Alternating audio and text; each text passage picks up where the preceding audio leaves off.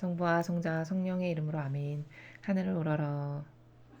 사랑하올 하느님 아버지 뜻 안에서 스승이신 예수님과 도움이신 성령님과 사랑하올 성모님과 성녀의 아버지와 성미카엘 대천사와 하늘의 모든 거룩한 천사들과 성인들의 정보를 청하며 기도드립니다.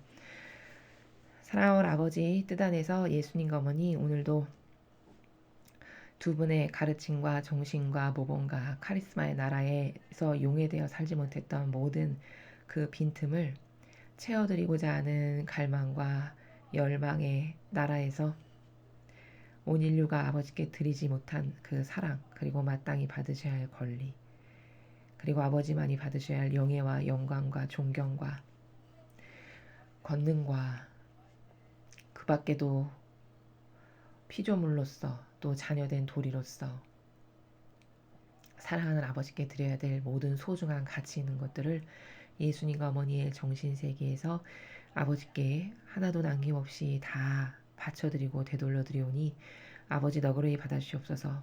또한 예수님과 어머니 오늘도 아버지께서는 위대한 진리의 그 빛의 나라를 인류에게 보여주고 계십니다. 그 나라에 포함된 원리, 속성, 관점들을 올바르게 파악하고 올바르게 깨닫고 바라볼 수 있는 영안을 활짝 열어주셔서 아버지께서 인류에게 전하시고자 하시는 그 모든 사랑의 빛의 나라를 똑바로 전달할 수 있도록 전달하길 원하시고자 하시는 사랑의 흠결 없이 완벽하게 그 모든 나라를 저의 생각과 말과 행동 그 모든 것 앞에 앞서가시어 다 전하시옵소서. 이 모든 기도 우리 주 그리스도를 통하여 비나이다. 아멘. 성부와 성자와 성령의 이름으로 아멘. 안녕하십니까. 하나님의 뜻 선교의 윤피아 수녀입니다. 오늘도 하느님 아버지께서 인류에게 주시고자 하시는 사랑, 그 진리의 나라를 함께 공부해 보도록 하겠습니다. 2020년 2월 13일 연중 제5주간 목요일입니다. 제1독서 열왕기 상권 11장 4절에서 13절까지의 말씀입니다. 솔로몬 임금이 늙자 그 아내들이 그의 마음을 다른 신들에게 돌려놓았다. 그의 마음은 아버지 다윗의 마음만큼 주 그의 하느님께 한결같진 못하였다. 솔로몬은 시돈인들의 신 아스타롯과 암몬인들의 혐오스러운 우상 밀콤을 따랐다. 이처럼 솔로몬은 주님의 눈에 거슬리는 악한 짓을 저지르고 자기 아버지 다윗만큼 주님을 온전히 추종하진 않았다. 그때 솔로몬은 예루살렘 동쪽 산 위에 모압의 혐오스러운 우상 크모스를 위하여 산당을 짓고 암몬인들의 혐오스러운 우상 몰록을 위해서도 산당을 지었다. 이렇게 하여 솔로몬은 자신의 모든 외국인 아내를 위하여 그들의 신들에게 향을 피우고 제물을 바쳤다. 주님께서 솔로몬에게 진노하셨다. 그의 마음이 주 이스라엘의 하느님에게서 돌아섰기 때문이다. 그분께서는 그에게 2번이나 나타나시어 이런 일, 곧 다른 신들을 따르는 일을 하지 말라고 명령하셨는데도 임금은 주님께서 명령하신 것을 지키지 않았던 것이다. 그리하여 주님께서 솔로몬에게 이렇게 말씀하셨다. 네가 이런 뜻을 품고 내 계약과 내가 너에게 명령한 규정들을 지키지 않았으니 내가 반드시 이 나라를 너에게서 떼어내어 너의 신하에게 주겠다. 다만 네 아버지 다윗을 보아서 네 생전에는 그렇게 하지 않고 네 아들의 손에서 이 나라를 떼어내겠다. 그러나 이 나라 전체를 떼어내진 않고 나의 종 다윗과 내가 뽑은 예루살렘을 생각하여 한 지파만은 네 아들에게 주겠다. 주님의 말씀입니다. 하느님 감사합니다.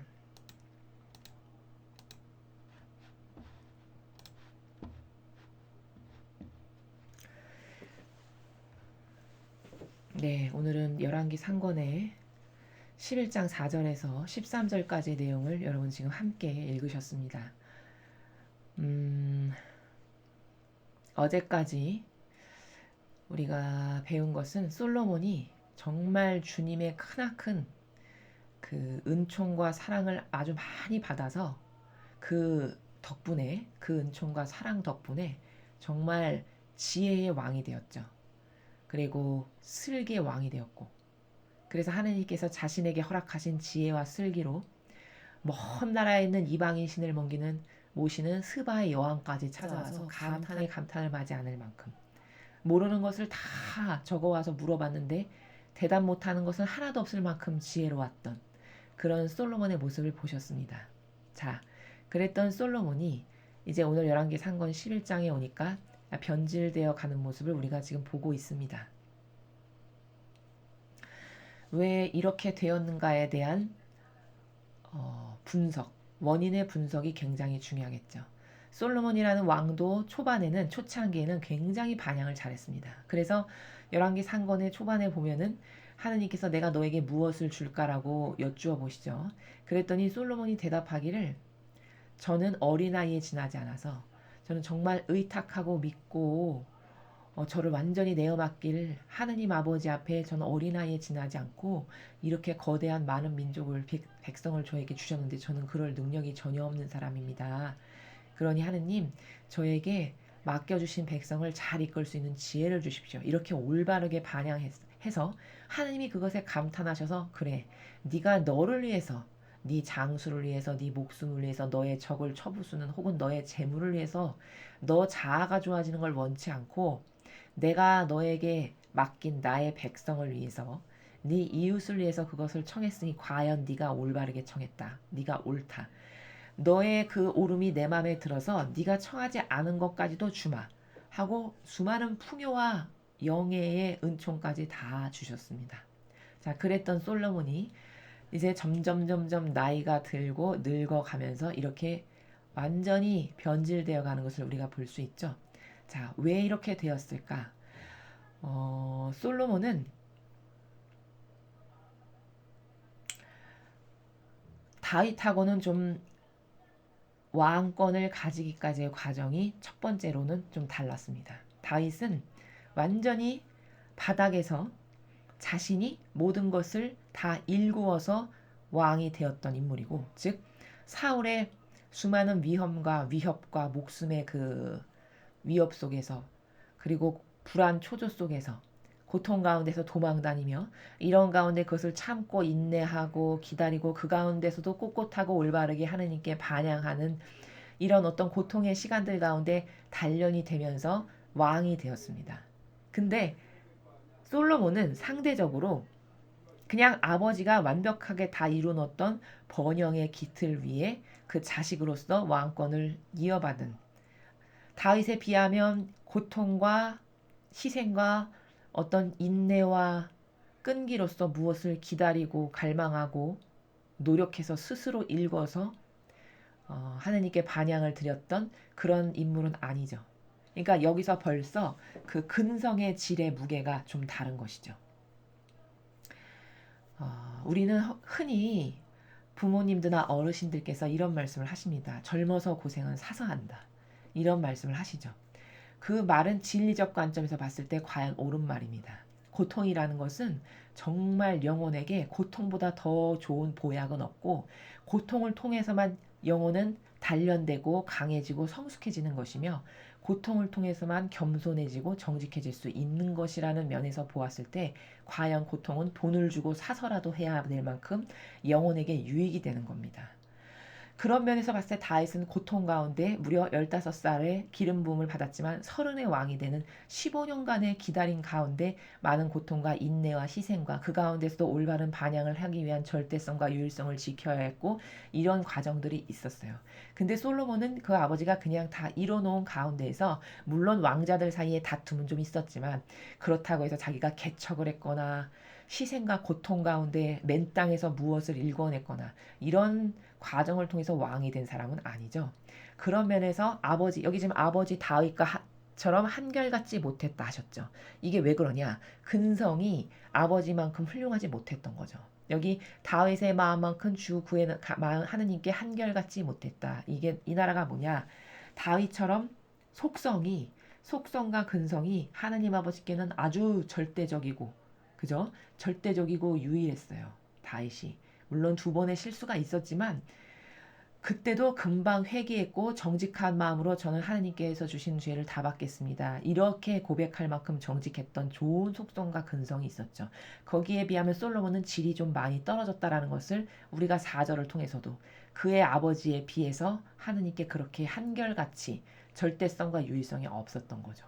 부족했던 거죠. 그런 좋은 인자와 속성은 고통이라는 하느님의 특별한 축복, 허락하신 축복 가운데서만 단련되는 것인데, 그런 시간이 없었으면 그 고통으로 강해지고 단단해지고 성숙해지는 그런 시간이 충분치 않았던 거죠. 자, 그리고 솔로몬은 자기 말고도 다른 왕자들이 있었죠. 그런 왕자들 가운데 이런 왕이 경쟁과 다툼을 하면서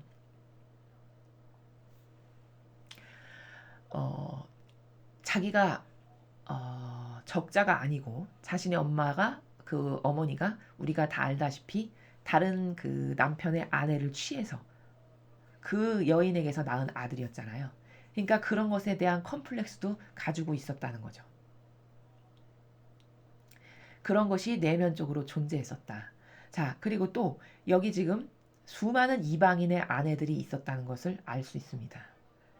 자, 왜 수많은 이방인의 여인들을 맞아서 아내로 맞아들였을까? 이 이스라엘의 왕권이 점점 강하고 번성해지고 하느님께서 축복을 부으심에 따라 강대국이 되어 갔겠죠. 그러면서 주변에 있는 나라들이 어떻게 할까요? 이 이스라엘이 점점 강대국이 되고 힘이 세어지니까 약소국은 강대국에게서 전쟁으로부터 피해를 안 받고 잘 좀 살려면, 평화롭게 살려면 어떤 것을 해야 되죠? 거기에 타협하고 잘 보여야 되는 필요가 있죠. 이 제국들 사이에서는. 그러니까 솔로몬 시대에 이 이스라엘이 강대국이고 나머지 다른 나라들이 조금조금하게 주변에도 많이 있었는데, 이 나라들은 어떤 방법으로 솔로몬과 타협해서 잘 보여서 안위를 누리길 바랬냐? 자신의 딸들을, 그 공주들을, 그 여자들을 이 솔로몬 가문에 시집을 보내는 거죠. 쉽게 말하면 왕비로 드리는 거죠. 그렇게 해서 타협을 해가지고 우리나라 치지 말고 좀 잘 봐주십시오. 이런 어떤 보이지 않는 계약 관계를 많이 맺었던 거예요. 그랬기 때문에 이방인의 신을 모시는 여인들이 이렇게 많았던 겁니다. 근데 그때마다 솔로몬은 어떻게 했냐? 그걸 다 받아들였어요. 다 받아들였습니다. 그러니까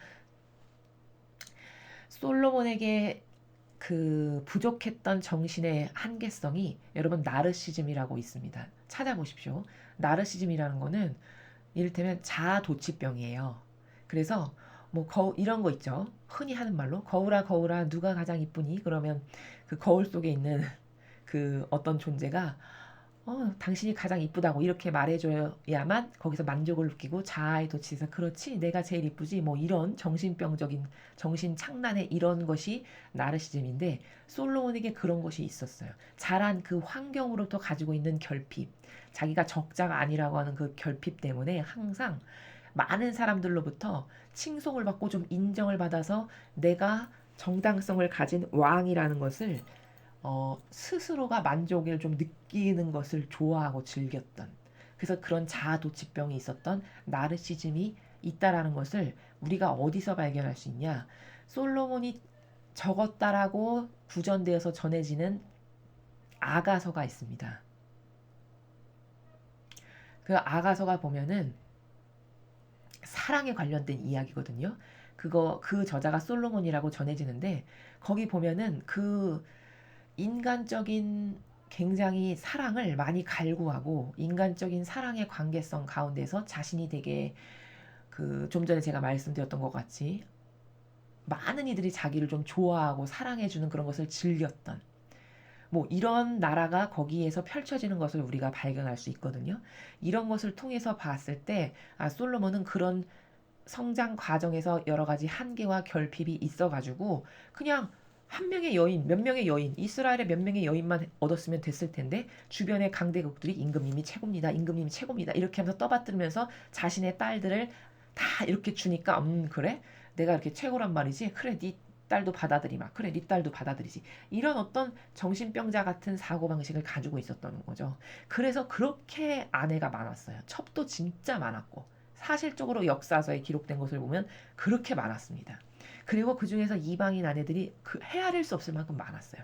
오늘 여기서도 전하고 있죠. 이방인의 아내들이 그렇게 많았음을. 그렇게 해서 그것을 다 받아들여요. 이게 다 뭐냐면 아버지하고는 조금 달랐던 것이 이렇게 절대성과 유일성이 굉장히 부족했던 거죠. 그런 근성의 좋은 양질의 속성이 절대성과 유일성은 하나님과의 관계성 가운데서 무엇과 절대로 타협하지 않는 이런 정신이거든요. 한결같이 올곧게 하나님만을 알고 그분께만 완전히 속하기를 바라는 그분의 권리를 항상 맨 앞에 두고 살아가는 이런 나라, 이런 절대성과 유일성이 굉장히 부족했죠. 그러니까 그냥 자기를 칭송하고 떠받들고 좋아해주면 그 이웃 나라의 왕들이 마치 조공을 바치는 것처럼 바치는 그 여인들을 다 받아들여서 아내로 삼고 이렇게 했다라는 것을 우리가 오늘 이 열왕기 상건에서도 발견할 수 있죠. 이런 많은 부족함, 이것을 다 뭉치면 어떤 원리가 나오냐? 이게 다 인간적이라는 나라입니다. 인간적이라고 하는 속성이 다 이런 거예요. 내가 존중받는 게 너무 기쁘고, 내가 사랑받고 남들에게부터 왕이시여 이런 말 듣는 게 너무 좋고, 이런 게 다 왜 그럴까? 그가 적자성이 입증되지 않았다라고 본인이 컴플렉스 가운데 살아왔기 때문에 왕자가 되는 과정에서 이런 인간적인 그 채워지지 않은 결핍을 대신 이런 여인들로부터 이웃의 다른 나라들이 자기를 왕으로 떠받들며 칭송하는 이런 것으로부터 채웠던 거죠. 이게 나르시즘이라는 거거든요. 그러니까 이게 일종의 인간적인 그 결핍을 이렇게 주변의 나라들이 조공을 바치는 것으로서 채워가지고 내가 진짜 왕이야. 그래 니들이 다 떠받들지. 내가 제일 힘센 왕이야. 이렇게 해서 거기서 만족을 취했던 이런 정신병이죠. 쉽게 말하면. 정신병적 사고방식. 이런 모순적 결함이 솔로몬에게 존재했다라는 것을 우리가 발견할 수 있습니다. 그런데다가 여러분 고생하지 않은 사람이 많은 것을 갖게 되면 어떻게 되죠? 제가 앞에 다윗도 실수를 했을 때 이제 안정권에 들어서고 편안해지고 근심 걱정이 점점 사라지고 안락을 누리게 되면 인간은 어떤 게 자아로부터 쓱 올라오냐면 교만과 자만이 싹 올라오게 됩니다. 자아 안에 숨어있는 사고방식 안에 숨어있는 마귀가 그때부터는 어떤 충동질을 하냐. 야 네가 누릴 것도 다 누렸고 야 모든 게 태평성대하고 네가 다 일군 거야. 너는 왕이고 너 아쉬운 게 없고 부러운 게 없고 야 즐겨. 뭐 이러면 이를테면 이런 같은 이런 것에 마음이 싹 올라오면서 그것을 통해서 자만과 교만이 같이 올라오게 되는 거죠. 그러면서 경계를 늦추고 진리에 올인하는 허리띠를 꽉 동여매고 항상 준비된 자세로 진리에만 반영하는 자세로 살아야 되겠다는 경각심이 늦춰지면 어떻게 될까요? 이제 바로 마귀 밥이 되는 자기도 모르게 마귀의 사고방식에 동조하고 협력해서 자기도 모르게 병적 조사를 하고 자기도 모르게 그럼 남편 있는 여자를 비열한 방법으로 남편을 죽여서 여자를 취하는 이런 짓을 자기도 모르게 하게 되는 거죠. 그게 본연의 자기가 아닌 거예요. 마귀에게 속아서 그 순간만큼은 본연의 자기의 좋은 속성을 싹 잃어버리고 충동질하는 그 나라를 나는 충직한 종으로서 하게 되는 거죠. 이게 인간의 한계성이거든요. 솔로몬도 마찬가지인 거죠. 모든 것을 다 누리고 먼 나라의 여왕까지 와서 칭송할 만큼이에요. 여러분 이 정도 되면 얼마나 교만해지겠습니까? 경각심을 예수님과 성모님 같은 정신세계에서 경각심을 갖고 살지 않는 다음에야 솔로몬 같이 이렇게 여러분이 만약에 솔로몬 같이 수많은 나라에서 조공을 여자를 다 갖다 바치고 왕이시여 최고입니다 수많은 신하들이 이러고 먼 알지도 못하는 이방인의 나라의 여왕이 와가지고 대단하다고 훌륭하시다고 임금님의 그 신하들은 좋겠다라고 이렇게 칭송하면 진리 모르고 하느님 모르고 그리고 자아에게 도취되어 살아가는 인간적 경향이 이 영혼을 어떻게 악이 사로잡을까요? 자만과 교만이 바로 빠지게 되는 거죠. 솔로몬도 지금 그거에 또 빠지게 된 거예요. 그래서 어떻게 됐냐? 하느님에 대한 절대성과 유일성을 상실했어요. 하느님을 완전히 잊은 거죠. 하느님께서 나에게 어떤 존재이고 나에게 무엇을 해주셨고 내 진정한 아버지고 내 목숨보다도 더 먼저 아버지의 권리를 인정해 드려야 되는 게 나의 마땅한 의무고 내 도리고 자녀된 자식된 도리로서 그렇게 해야 되는 것이 마땅하다라는 이런 질서적 차원의 경각심이 상실되는 거죠. 자아에게 속아서. 그래서 이제 어떻게 되냐? 그 수많은 여인들 몇 명인지 셀 수도 없을 만큼 많았던 그 아내들이 다 이방인의 나라에서 온 아내들이잖아요. 그러니까 그 아내들을 악이 또 도구로 쓰는 거죠. 마귀가. 한 사람을 파멸시키려면 여러분 먼 데서 마귀가 날뛰는 게 아닙니다. 제가 전에도 말씀드렸죠. 가장 가까운 가족, 친척, 요 사람들을 마귀의 충직한 도구로 쓰는 게 마귀 전략이에요. 그래야 넘어지죠, 이 사람이. 저 먼 이웃집에 사는 사람, 저 알지도 못하는 사람에게 마귀가 들어가겠습니까? 가까운 사람에게 들어가야 이 사람에게 가장 강력한 영향력을 끼칠 수 있는 사람들을 통해서 마귀가 역사해야죠. 그래서 아니나 다를까 이방인의 이 수많은 아내들을 악이 도구로 활용합니다. 어떻게 활용하냐? 저의 신의 산당을 지어주세요, 전하. 이제 막 이렇게 되는 거죠. 근데 솔로몬은 이미 교만과 자만으로 하나님께 대한 절대성의 나라를 상실했어요. 그래서 어떻게 됐냐? 여기 이렇게 말씀하시죠. 수많은 이제 신상을 세우고 거 가서 산당을 져주고 남의 나라 신에게 산당을 져주는 것도 모자라서 거 가서 제물도 피우고 향도 피우고 제물도 바치고 그 신들에게 절하고 이제 우상을 숭배하게 된 거죠. 이제 하나님 보시기에 눈에 날 짓을 이렇게 점점 하게 되는 겁니다. 그래서 아니나 다를까 하나님이 진노하셨어요. 당연히 그러시겠죠. 당연히 그러시는 거죠. 당연히. 그래서 2번이나 나타나셔서 경고를 하셨어요. 2번이나 너 이렇게 너의 초심의 마음의 나라를 잃어버리고 이렇게 하면 안 된다라고 경고를 하셨는데도 간과했죠. 솔로몬이. 그래서 드디어 하나님께서 어떻게 처분을 내리시냐. 네가 이런 뜻을 품고 있고 또 내 계획과 내가 너에게 명령한 규정들을 너는 이미 지키지 않고 있으니 내가 반드시 이제 너에게서 이 나라를 떼서 네 신하에게 주겠다. 이렇게 말씀하십니다. 이 신하에게 주겠다라고 한 신하가 누구냐? 여로보암이에요. 그 여로보암이 수많은 신하들 중에 총명하고 똑똑했습니다. 그래서 솔로몬도 총애하고 예뻐하던 신하 중에 하나였어요. 그런데 제가 찾아보니까 이 말씀을 받은 다음에 솔로몬이 어떻게 했냐? 그 여로보암을 죽이려고 해요. 나의 신하에게 준다라고 했으니까 쟤겠구나. 짐작을 가는 거죠. 똑똑하고 총명한 애는 딱 보면 아니까. 그래서 죽이려고 해서 이 여로보암이 피해 다닙니다. 솔로몬이 죽을 때까지 나타나지 않았어요. 이런 게 다 이제 성경에 관련된 자료를 찾아보면 나오는 이야기들이거든요. 그렇게 할 만큼이었고.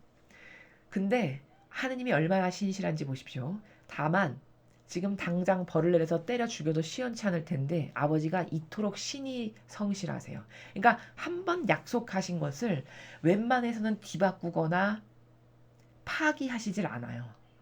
보십시오. 이 지경이 났는데도 네 아버지 근데 다윗을 봐서 네 아버지 다윗이 나에게 그토록 진실하고 나에게 한결같은 사랑을 줬다는 그것 때문에 내가 네 생전에 지금 당장 파멸은 안 시키겠다. 근데 어떻게 하겠냐? 네 아들 손에서 이 나라를 내가 갈갈이 다 떼어내겠다. 이렇게 말씀하십니다. 이 12절에서 아버지가 얼마나 진실하신지를 봐야 돼요. 인간 같아 보십시오. 배신한 것을 단 1시간이라도 놔두고 싶습니까? 당장 죽여버리지. 근데 아버지는 그렇게 안 하시죠. 그 윗대에 아버지가 한 열매까지도 헤아리시는 분이세요. 근데 이 나라 전체를 떼어내진 않고 나의 종 다윗과 내가 뽑은 예루살렘을 생각해서 또 다윗을 거론하시죠. 그러니까 하나도 잊지를 않으시는 분이신 거예요. 정말 인간하고 다른 속성인 거죠. 무엇 하나를 올바르게 잘했으면 그것을 영원히 마음과 기억에 새겨서 그것 때문에 무엇을 탕감하시고 그것을 보셔라도 감하시는 분이시지 인간처럼 변덕스럽고 규칙이 맨날 달라져가지고 내 가족한테는 이렇게 재고 남한테는 이렇게 재가지고 기준이 다른 이런 저급하고 역겨운 나라의 인간하고는 비교도 할 수 없죠. 다윗을 또 거론하시면서 다윗이 나한테 이렇게 충직했으니까 내가 그 다윗을 봐서 다 빼앗아도 시원찮을 판인데 한 지파만 네 아들한테 주겠다. 이렇게 선언하십니다. 그래서 이제 이 이후에 나올 테지만 겨우 이 통일 왕국 이스라엘이었잖아요. 다윗 때. 다윗이 이제 전 이스라엘을 통일했는데 갈기갈기 찢으셔가지고 한 지파를 솔로몬의 아들인 르호보암에게 주고 나머지 한 지파는 여로보암에게 주시는 이렇게 분열 왕국의 시대로 이제 도래하게 됩니다. 다시 불행의 역사가 시작된 거죠. 그래서 오늘 우리가 이 솔로몬에 대한 이야기를 통해서 꼭 반드시 발견해야 될 것은 뭐냐? 인간이 이토록 인간적이라고 하는 속성이 이렇게 악한 거다. 그 인간적이라는 속성을 지워버리지 못하고 그것에 영향을 받아서 살게 되면 아무리 좋은 은총, 아무리 대단한 은총을 받았어도 그것을 망가뜨리는 것은 한순간이다. 그래서 자신 안에서 나오는 인간적인 것을 그토록 두려워해야 된다는 겁니다. 어제 말씀하셨죠. 인간의 마음, 인간 안에서 나오는 것이 가장 더럽다. 그게 뭘까? 진리가 아닌 인간의 안에서 나오는 모든 것. 어떤 훌륭한 사람이라고 자기가 믿고 따랐던 그 사람의 지론, 이론, 가치체계, 철학, 그리고 인간들이 만들어온 제도와 전통, 자기가 믿고 따르는 맞다라고 생각하는 나의 기준의 선, 이런 모든 것이 다 가장 영혼을 잡아먹는 사악한 마귀다. 그것이 가장 더럽다. 어제 말씀하셨잖아요. 솔로몬은 왜 망했나? 하느님의 진리만을 따르고 그분이 주시는 말씀만을 조용하고 경각심을 갖는 나라에서 그것만을 따랐어야 되는데 자기 아버지처럼 그것은 금방 잊었어요. 그리고 자기의 자아가 그토록 좋아하는, 그렇게 자기를 떠받들어주고 왕이시여 왕이시여 하면서 해주는 그런 사람들의 그 칭찬 노름에 완전히 속아서, 그래서 그 마귀들이 원하는 이방신의 산당을 다 지어주고, 이게 다 뭐냐? 이게 타협하는 거거든요. 절대성과 유일성이 없고 타협해서 마귀를 받아들인 거잖아요.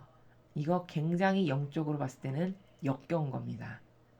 사람으로 봤을 때는 그게 뭐 그렇게 대단히 나쁜 건가? 이렇게 생각하실 수도 있어요. 병든 사고방식은. 근데 여러분, 타협하는 것처럼 역겨운 건 없는 거죠. 이 로마 가톨릭이 수많은 죄악 중에 어떤 죄악 때문에 역겨워하시냐? 진리를 안 가르치고 수많은 마귀적 종교연합이 다 타협하는 거잖아요. 지금 다 어느 종파나 진리가 조금씩 들어있으니까 우리는 다 받아들여서 하나 돼야 된다는 게 교황의 지론이거든요. 이게 성경에서 계시록에서 뭐라고 하냐? 이걸 탕녀라고 부르세요. 탕녀. 이놈 저놈하고 간음하는 탕녀. 그러니 여러분, 타협하는 게 얼마나 지저분하고 역겨운, 영적으로는 용서받지 못할 만큼 역겨운 죄라는 걸 아시겠죠. 계시록에 그렇게 지칭하시잖아요. 탕녀, 음녀. 수많은 남자들과 관계를 갖는 그 더러운 탕녀. 이게 로마 가톨릭의 교황을 두고 하시는 말이에요. 그 사실적으로 지금 종교연합을 하려고 하잖아요. 올해 6월에. 이 성경의 말씀대로 지금 가고 있는 거거든요. 뭐냐? 솔로몬도 뭐냐? 타협을 한 거죠. 수많은 신을 받아들이잖아요. 그리고 그 여자의 눈이 멀어가지고 자기를 그렇게 떠받들어주고 왕이라고 떠받들어주는 그 여자들한테 눈이 멀어가지고 그들의 신을 다 받아들여서 이신저신 더럽고 역겨운 탕녀와 같은 짓을, 타협하는 짓을 거침없이 행한 거죠. 이게 하느님 눈에 다 나게 되는 거죠. 이게 다 뭐냐? 인간적인 속성에 지배받고 사는 거예요. 자아가 시키는 대로 자아의 종으로 살아서 이런 결과가 있는 거죠. 그래서 아무리 많은 은총을 받아도 이런 자아의 영향력에서 자유로울 수 없다. 이러면 금방 마귀밥이 이렇게 됩니다. 이런 사람 성경에 엄청 많이 등장하죠. 여러분, 세례자 요한을 보세요. 예수님이 인정하실 만큼이었어요. 그 은총이. 어느 정도냐면, 나는 여인에게서 난 사람 중에 세례자 요한보다 더 많은 은총을 받은 사람은 없다라고 하셨어요. 여인에게서 난 사람 중에. 그럼 뭐냐? 최고의 은총을 받았다는 거예요. 세례자 요한이 받은 은총이 가장 크다라는 거예요. 예수님이 인정하셨어요. 그렇게. 그러나 천상의 나라에 갔을 때 그보다 더 작은 이는 없다고 하셨어요. 세례자 요한도 다 왜 망했죠?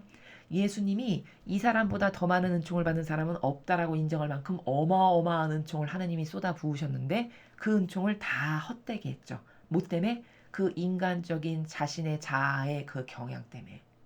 인간적이라고 하는 그 나라에 머물러서 끝없이 예수님을 의심했고 믿지 못했고 메시아라는 걸 인정하지 않았고, 또 예수님과 동급인 나라에서 마치 자신도 그렇게 선택받은 사람인 양 처신하면서 제자도 두고, 또 사명에 어느 정도로 망각하고 충실치 못했냐면 그 왕에게 가가지고 윤리도덕적인 측면에서 잘못된 그 동생의 아내를 취한 것이 잘못입니다. 이 말하다 목 잘려서 죽은.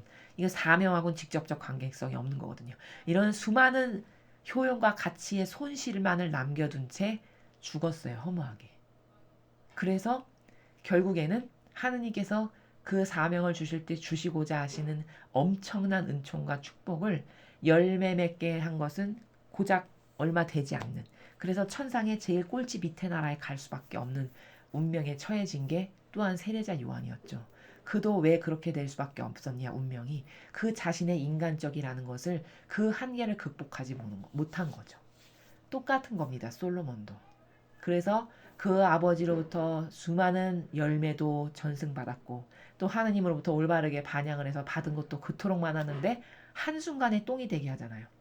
순식간에 똥이 되게 해서 결국 그 왕홀이 떠나지 않겠다라고, 네 아들과 후손에게서 계속 왕이 나오게 해주겠다라고 그렇게 많은 축복을 주셨는데, 왕이 물론 나오게는 하시지만 결국 나라는 분열시켜서 코딱지만한 작은 지파 하나만을 허락하시는, 이런 불행을 하느님이 그렇게 하신 게 아니라 자신의 자유의지가 그 인간적인 그 나르시즘과 자기 만족, 자만, 교만, 이런 것에 빠져가지고 결국 다 헛되게 해버리고만, 이런 열매밖에는 맺지 못한 안타까운 현실의 상황을 지금 우리가 솔로몬을 통해서 보고 있는 겁니다. 그래서 인간은, 여러분, 진짜 정직하고 자신을 인식하기를, 정말 정직하고 깨어있지 않으면은 이런 마귀밥 되는 게 순식간이라는 거죠. 특히 더 중요한 거는, 만약에 지도자의 위치에 있는 사람이다, 어떤 맡겨진 사람들이 있고 어떤 공동체의 장이다, 한 나라의 대통령이고 리더고 교회의 수장이다, 이러면 이것은 더 심각해져요. 깨어 살지 않으면은 그냥 그런 크나큰 책임감은 없는 사람이 깨어 살지 못했을 때 초래하는 그 수많은 손실의 결과와, 왕이요, 리더요, 지도자요, 어떤 공동체의 책임자인데 깨어있지 못해서 자아를 따르다가 사는 사람의 그 결말의 열매는 엄청나게 많이 다릅니다. 제가 많이 말씀을 드렸지만 그것은 영향력을 끼치는 그 크기만큼 받아야 될 벌이 다르다라는 것을 잊지 않으셔야 된다는 겁니다. 다음으로 복음을 보겠습니다.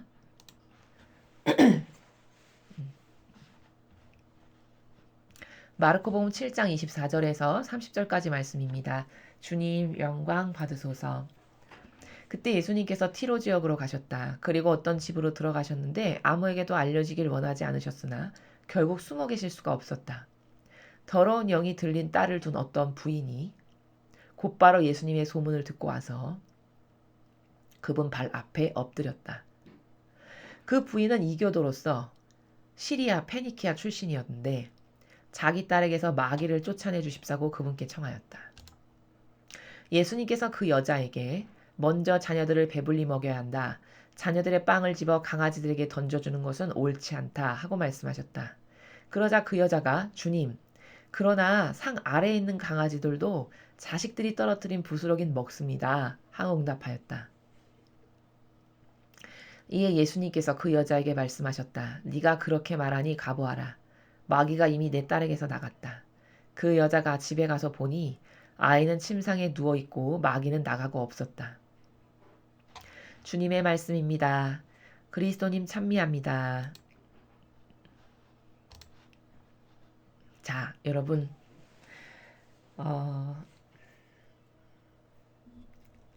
참 여인 하나가 훌륭하면은 그 웬만한 훌륭한 남자가 반향하는 것보다 더 많은 향기, 그윽한 향기와 아름다움을 느낄 수가 있습니다. 어제 그 스바 여왕에게서 느꼈던 향기, 여왕이면 모든 것을 다 가진 사람이거든요. 그럼 교만과 자만으로 살 법도 한데, 그 여인은, 그 여왕은 남하고는 좀 달랐던 지배적인 속성이 뭐였냐면 지식에 대한 굉장히 갈망과 열정이 있었어요. 근데 그 갈망과 열정이 에너지 전환이 올바르게 돼서 진리를 보자 거기서 핵 폭발하듯이 터져버린 거예요. 자기가 지금까지 한 번도 듣고 보고 깨달아 본 적도 없는 나라를 이 솔로몬이라는 사람을 통해서 하나님이 말씀하시는 것을 이 영혼이 느끼고는, 하나님은 진짜 대단하신 분이구나, 자기 신도 아닌데 찬미를 드리고 온갖 재물도 다 바치고 가잖아요. 이게 굉장히 여인이 가지고 있는 속성 중에 올바른 반향을 하면 이토록 탁월한 근성과 이토록 탁월한 아름다운 향기가 나오는 거거든요. 오늘 이 여인도 지금 막이 들린 딸을 고쳐주십사 해서 다가온 이 보잘것없는 한 부인, 이 부인에게서도 향기가 느껴져요. 아, 정말 훌륭하다, 이 부인. 여러분, 이 부인과 지금 일독서에서 우리가 분석했던, 우리가 공부했던 솔로몬을 한번 비교해 보십시오. 아주 큰 대조적 차이의 관점을 하나 볼 수 있어요. 그건 뭐냐? 이 부인에게는 정직한 겸손의 나라가 있죠. 근데 솔로몬에게는 정직한 겸손의 나라가 상실됐어요. 없죠. 엄청난 큰 차이예요.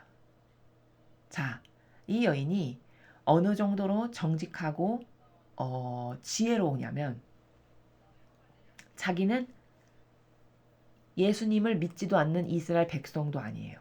그쵸? 여기 분명히 이교도라고 써있죠. 26절에. 이교도, 다른 신을 모시는 사람, 이방인인 거예요.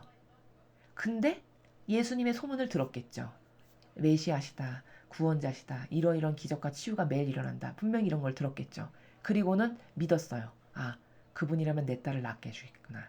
그래서 막이 들린 딸을 낳게 하려고 예수님께 다가가서 청하는 나라가 기가 막힙니다. 자신의 막이 들린 딸을 낳게 해달라고 하니까 예수님께서 이 여인을, 참 진짜 너무 아름답고 탁월한 나라라서 제가 지금 잠시 그 나라를 생각하다가 먼저 웃었는데, 예수님도 참으로 멋쟁이신 게 이 여자의 마음의 그림자도 아시죠? 이미 왜 다가왔는지, 무엇을 청하는지, 어떤 여인인지 다 아세요. 근데 시험을 하시는 거예요. 얘가 은총과 축복을 받기에 합당한 아이인지 한번 보자. 이런 나라시죠. 그래서 시험을 해서 툭 던져보시죠. 어떻게 던지시죠?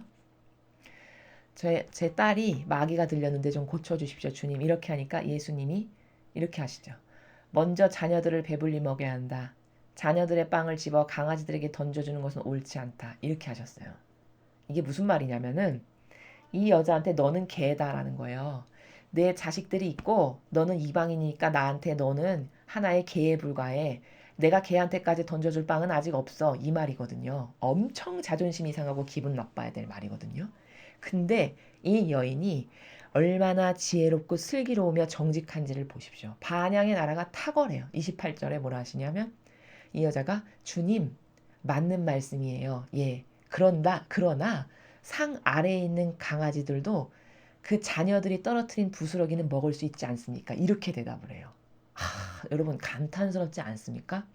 여기서 만약에 솔로몬처럼 교만과 자만으로 가득 찬 사람이라면 이렇게 자신을 낮추고 정직한 나라에서 저는 개입니다. 주님이 말씀하신 개가 맞아요. 인정하는 거거든요. 이거 지금.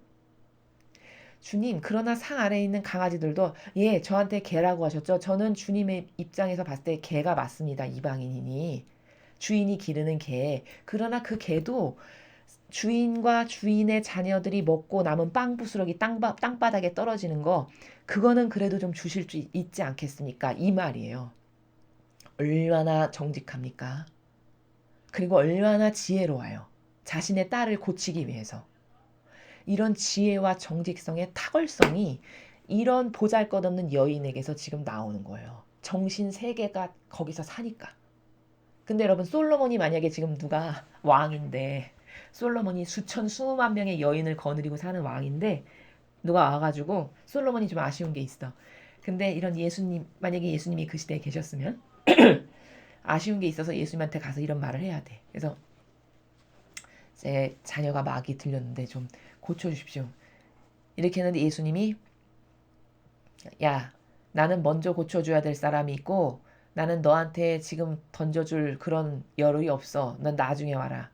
이렇게 하면은 그 솔로몬이 주님, 그러나 그 상 아래 떨어진 부스러기도 개가 좀 먹어야 되진 않겠습니까? 이렇게 반영할까요?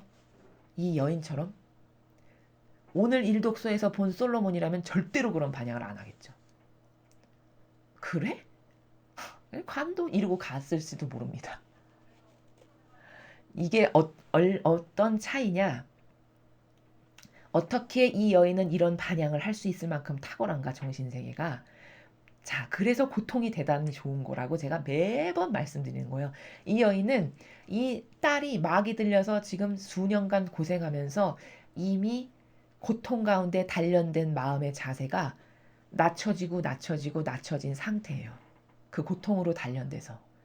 피폐해서 지푸라기라도 하나 잡을 심정이고 자식을 위해서는 몸이라도 팔 만큼 겸손하고 낮아지고 절박한 상황이죠. 그러나 솔로몬은 모든 것을 다 가졌고 아쉬운 게 하나도 없어요. 오히려 더 많은 소국에서 더 많은 것을 바쳐와서 과거보다 자만심이 더 세졌어요. 그럼 이건 뭘까? 고통을 받으면서 살아가는 영혼이 반영하는 나라가 이토록 성숙하고 이토록 지혜롭고 슬기롭고 이토록 정직한 거예요. 여기서 우리는 아름다움의 향기를 느끼는 겁니다. 아, 진짜 저 여인 훌륭하다. 여러분, 사람이 어떤 매력이 넘쳐서 그 인격에 감화되고 매력이 넘쳐서 거기에 반한다라는 것은 바로 이런 정신세계를 누가 사고방식과 마음과 그리고 내면에 갖춰져 있어서 그거로부터 뿜어져 나오는 자신도 모르게 뿜어져 나오는 카리스마나 아우라나 향기에서 느껴지는 매혹인 거거든요. 이게 매력인 거거든요. 그런 면에서 이 여인이 매력적인 거예요. 이 여인이 오늘 진짜 훌륭하다 라고 인정할 만큼 훌륭한 거예요. 그리고 어떻게 이렇게 이런 반영을 할 수 있는가?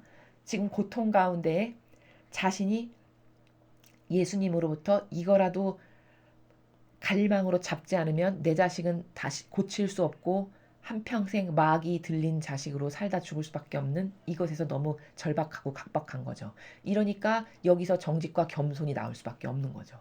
이래서 인간에게 고통이 진짜 약입니다. 진짜 약이에요.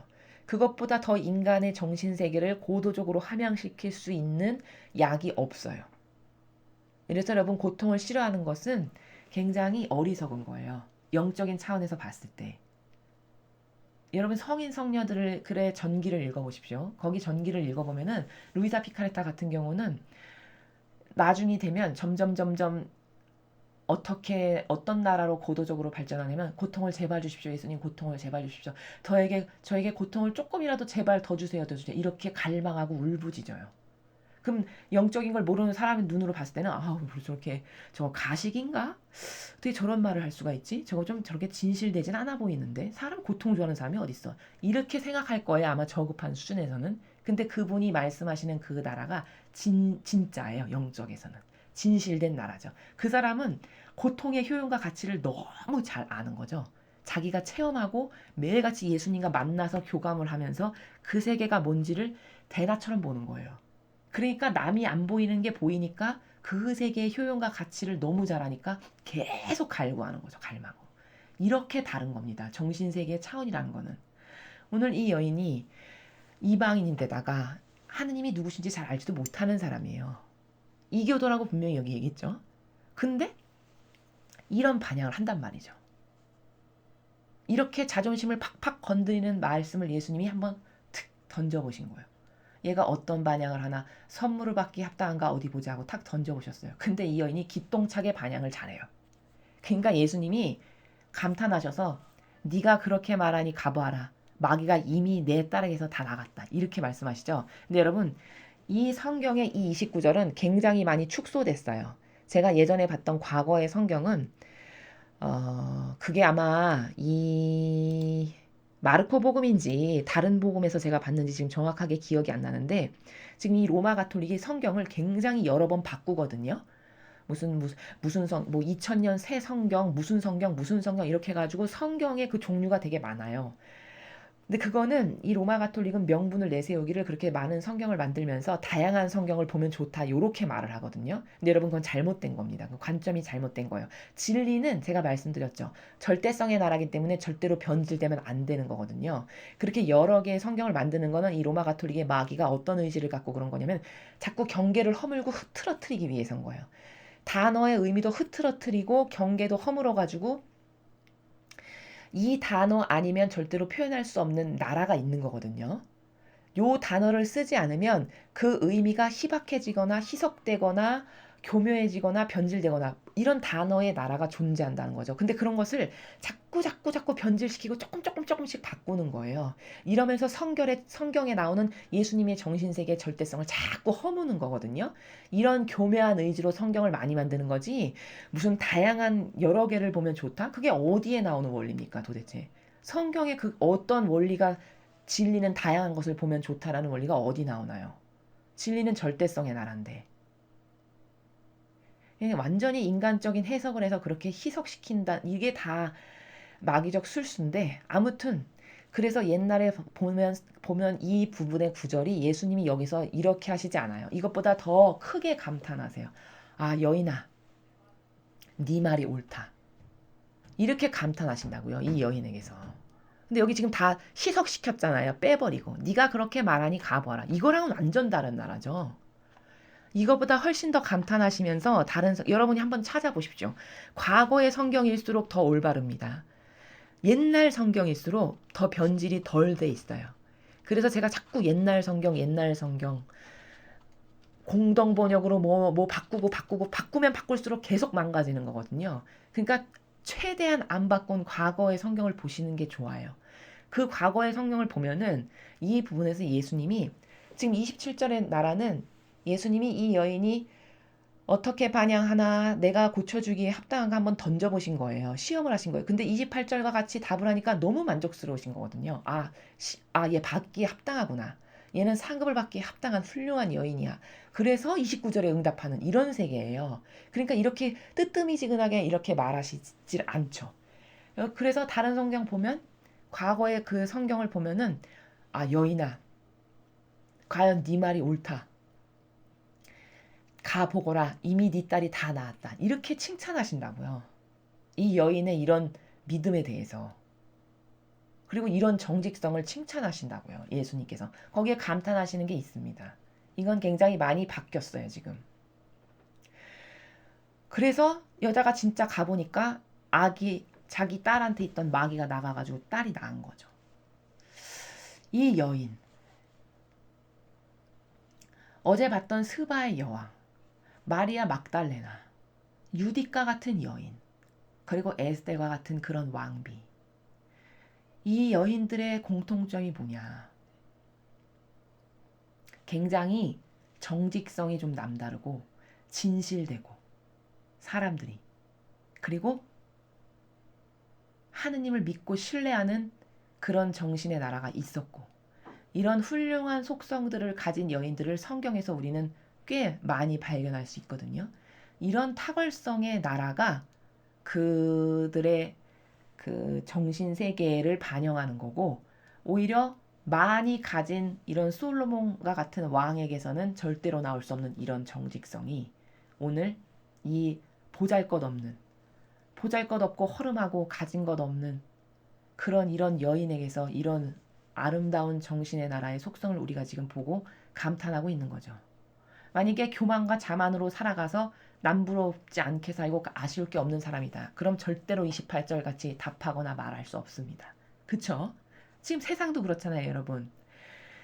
왜 많이 가진 사람이 패망할 수밖에 없냐? 사람은요, 어떤 한계성이 있냐면 다 가진 것으로 망해요.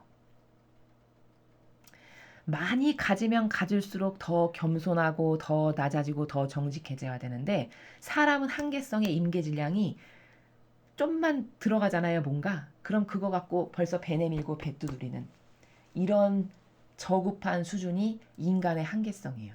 그러니까 만약에 하버드 나왔잖아요. 그럼 그 하버드로 그 영혼이 망합니다. 나 하버드 나왔어 해서 목 힘주고 어깨 펴고 좀 학벌이 낮은 사람 깔보고 무시하고 이런 나라에서 한평생 살다가 망하는 거예요. 좀 돈이 많아. 그럼 가진 돈으로 자만하다가 또 그 영혼이 패망해요. 그쵸? 내가 대통령이야. 권한과 직함이 높아. 그럼 또 그 가진 명예와 권한과 직함으로 남 깔보고 무시하고 이분법 신분질서로 너는 돼 안 돼. 이런 명령하는 자로 한평생 살다가 그 영혼은 또 지옥 가고 망해요. 이게 다 인간의 한계성이거든요. 근데 다윗만큼은 그렇게 많이 가지고 축복하셨는데도 굉장히 하느님 앞에 정직하고 한결같으려고 굉장히 노력했고 많은 올바른 반향을 그렇게 사실적으로 했어요. 그래서 다윗이 훌륭한 거거든요. 대부분 많이 가지면 가진 걸로 다 자만해서 솔로몬처럼 죽기 마련인데 다윗만큼은 왕인데도 불구하고 하느님 앞에 굉장히 절대성이 있었단 말이죠. 이래서 다윗이 훌륭하다라고 칭찬받는 그런 이유 중에 하나가 대부분 많이 가지면 다 배 내밀고 그 배가 빵 터져서 결국은 죽는데 다윗은 그런 많은 축복을 받았음에도 그렇게 반향하지 않았다는 그 점이 훌륭했던 거예요. 남하고 다르게. 이렇게 사람은 다 그런 자신의 그 인간적인 한계성 가운데에서 그냥 한평생 살다 죽는 그게 참 비참한 인간의 한계적 모습입니다. 근데 그런 인간의 한계적인 그 틀을 뛰어넘고 극복하려면 고통밖에 없거든요. 고통이 주어져야 인간은 그때서야 자기도 돌아보고 자기에 대한 객관화를 하고 아, 내가 이러이러한 걸로 과거에 잘못 살았구나. 혹은 아, 내가 이러이러한 걸로 자만하고 교만했구나. 회개가 일어나고 반성이 일어나고 이런 건 다 고통이 있어야 그 영혼이 회개도 하고 반성도 하고 성숙도 해지고 거기서 단련도 돼서 오늘 이런 여인과 같은 이런 반향의 나라로 예수님께 감동을 드릴 수가 있는 거거든요. 그래서 사람은 다 자기가 가진 걸로 망한다. 오히려 갈급해서 늘 어떤 부족함 가운데 살아가는 사람은 오히려 단순하고 순수하고 정직해요. 왜냐? 그런 것을 만족할 만큼 갖지를 못했기 때문에 거기서 항상 나는 부족하다, 나는 이런 부족한 사람이다라는 것을 인식체계를 갖고 살아갈 수 없는 그런 환경에 처해 있는 사람은 차라리 그렇게 겸손하고 정직한 나라에서 반향을 합니다. 근데 뭔가 좀 남보다는 다른 좋은 환경과 많은 것을 갖고 있다. 그럼 그때부터는 마귀가 판치는 영혼이 돼도 자기가 잘 못 깨닫지를 못해요. 솔로몬이 깨닫지 못하니까 그렇게 살다 죽은 거거든요. 그래서 우리는 진짜 고통만이 인간을 살리는 명약이구나. 이것을 또 오늘 이 여인의 예를 통해서 이 여인이 얼마나 훌륭했던가, 어떻게 이렇게 훌륭하게 반향할 수가 있었는가 라는 것을 통해서 우리가 또 한번 배울 수가 있었습니다.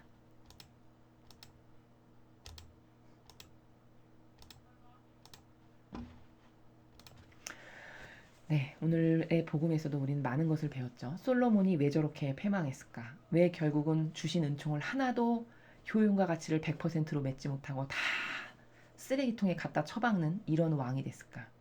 그 자기가 가진 걸로 자만하고 교만하는 나라에서 또 고통과 역경과 희생 가운데 무엇을 척박한 환경 가운데 이룬 이런 경험이 없다 보니까 성숙도가 하느님에 대한 경외심과 절대성이 아버지 다윗을 능가하지 못했던 거죠. 아버지에 훨씬 못 미쳤던 거죠. 그 속성이.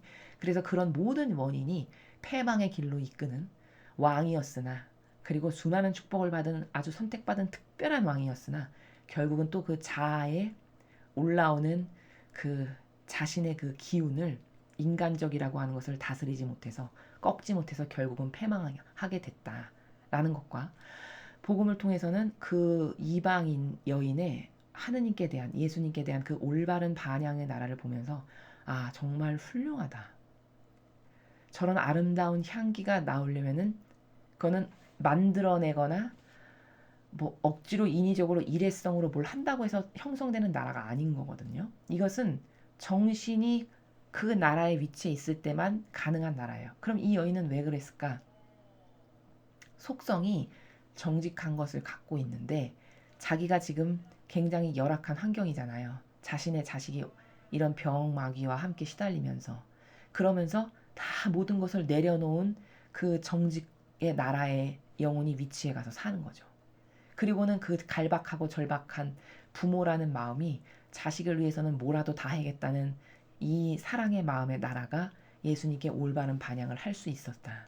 그래서 예수님이 그걸 보고 칭찬하시면서 고쳐주셨다라는 이것을 통해서 인간이 정말 역겹지 않은 존재로 살아가려면은 어떻게 해야 되는가? 진짜 고통을 사랑해야 되고 그리고 정직의 나라에서 살아야 된다.